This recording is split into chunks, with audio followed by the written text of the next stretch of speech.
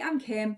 If you're thinking about getting into sewing or patchwork or any kind of shenanigans with a sewing machine, there are lots of terms that we have to get used to, and one of them is a seam allowance. So if you follow any pattern or follow any tutorials at all online, you'll find that your tutor tells you about your seam allowance. But what on earth is this? Because I think it's one of these terms that you're expected to know, but how are you ever going to know unless you're told?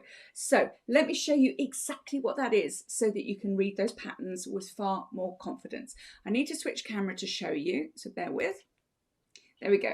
So here's a little sample I've made with a stitch line coming down this square here. So your seam allowance is simply the difference between, or the distance between your stitch line, which is this black line here, and the edge of the fabric here. Okay, so in this particular instance, it's 1.5 centimeters or 5/8 of an inch.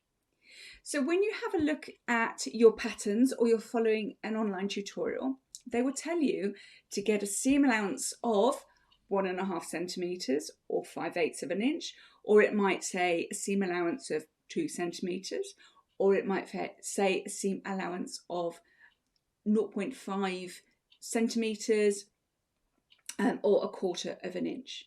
And what that relates to is the distance between the outer edge, the raw edge of your fabric here, and the stitch line.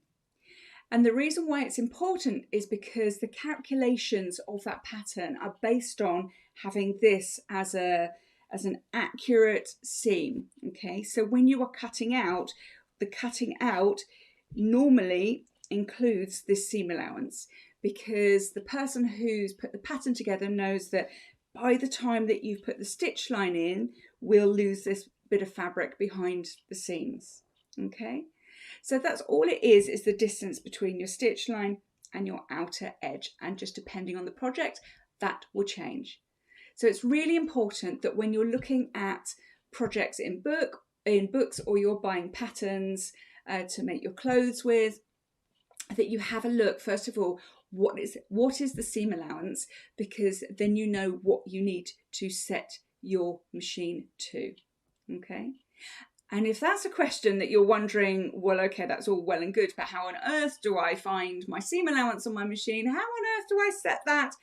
And how do I sew an accurate seam anyway?